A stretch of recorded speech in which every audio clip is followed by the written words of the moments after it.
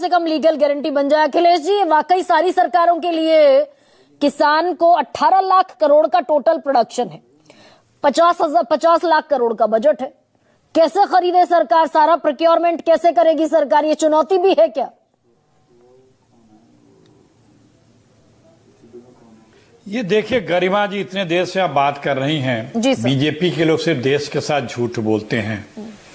मोदी जी जब मुख्यमंत्रियों के ग्रुप के अगुवा थे तो उन्होंने कहा था कि हम एमएसपी देंगे, देना चाहिए, जब मनमोहन सिंह पीएम थे, और उन्होंने C2+50 का वादा किया था।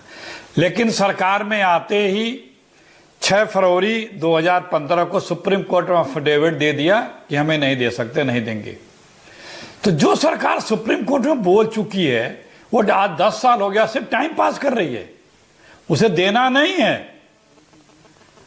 गरिमा जी, बीजेपी की एक पॉलिसी है एकात्मवाद, संघवाद नहीं, एकात्मवाद, जिसको कभी कभी ये लोग मानव एकात्मवाद, क्या एकात्म, उसका मतलब है सिर्फ सब कुछ एक आदमी के पास रहेगा।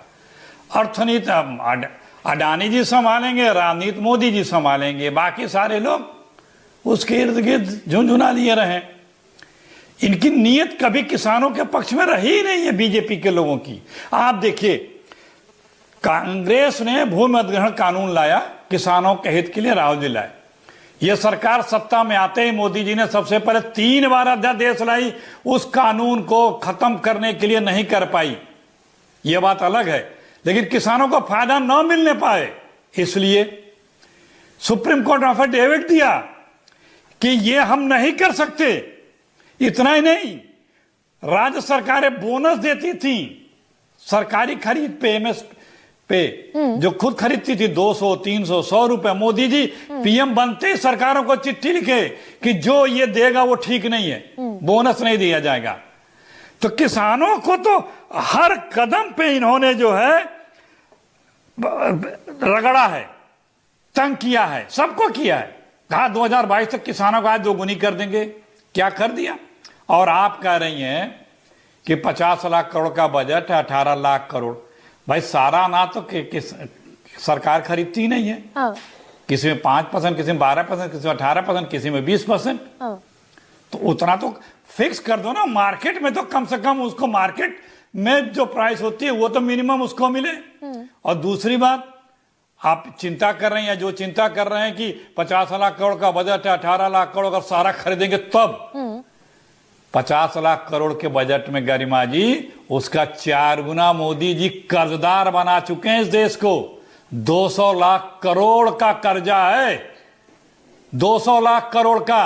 मोदी जी जब आए थे तो 55-60 हजार रुपए प्रति व्यक्ति कर्जा था, तो कांग्रेस संख्या भी बढ़ गई और 1,35,000 रुपए कर्जे में आ गई।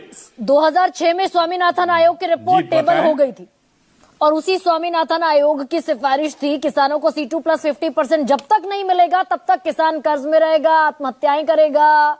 और ये जो नाबार्ड की रिपोर्ट में पढ़ रही हूँ, 75% किसान कर्जे में है, 65 रुपए रोज कमाता है।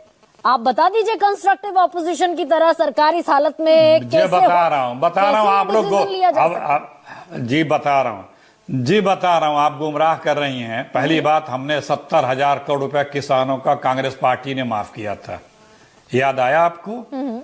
दूसरी बात, जब ये रिपोर्ट आई थी तो उसके बाद हर प्रदेश से उनका, हमारे जो शरद पवार जी का लेटर, हर प्रदेश से जो ओपिनियन ली जा रही थी वो प्रक्रिया करीब करीब पूरी होने को ही थी। तब तक सरकार बदल गई।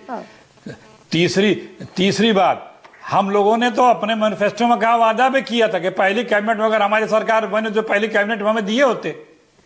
राहुल गांधी जो बोलते हैं करते हैं, यानी कि ये हम लोग जो बोलते हैं वो करते हैं। अगर केंद्र में हमारी सरकार आई होती तो हम दे दिए होते। ये प्रैक्टिकल है, यानी कि C2+50% दिया जाना। क्यों नहीं प्रैक्टिकल है? नहीं, क्यों नहीं प्रैक्टिकल है? ठीक है, अब कुलदीप, ये बॉल आपके पाले में है। क्यों नहीं? एक मिनट सुन तो लीजिए, नहीं सुन तो लीजिए। देखिए केंद्र सरकार जितने का खरीदती है, सब तो खरीदती नहीं है ना। 23 प्रोडक्ट में मुश्किल से 15 से 18, कुल मिलाकर के 15 से 18% खरीदती है। सबसे ज्यादा गेहूं और धान खरीदती है। तो ये हम कितना खरीदें कि केंद्र सरकार कितना खरीदेगी? अगर 18 लाख करोड़ का प्रोडक्ट है तो उसका 15 से 20%, 3-4 लाख करोड़। अच्छा ठीक है, बाकी ठीक तो है, अखिल, बाकी को पब्लिक भाई कम से कम मार्केट बाजार में ये तय लीगल गारंटी खरीदेगा। हो जाए किसान के पास।